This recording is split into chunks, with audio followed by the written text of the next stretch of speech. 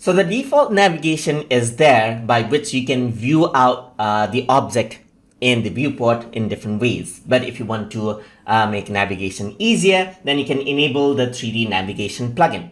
So to do that, you can go around into edit right here, go to preferences, and in add-on, you can go around and turn on 3D view, 3D navigation right here.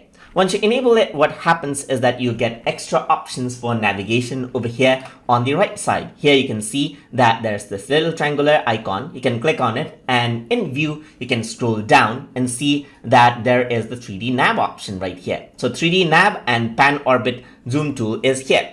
So if I were to go around into 3D nav, you can go to global or local view. You can change from perspective to orthographic view, as you can see right here. And you can also click on view camera to see the camera view right here. Click on it and it goes to the active camera.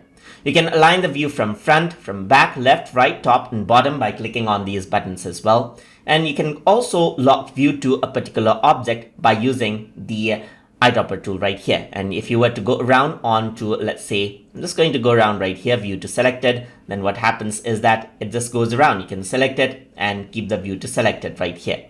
You can change the view right here, cursor to selected, all the cursor options are here.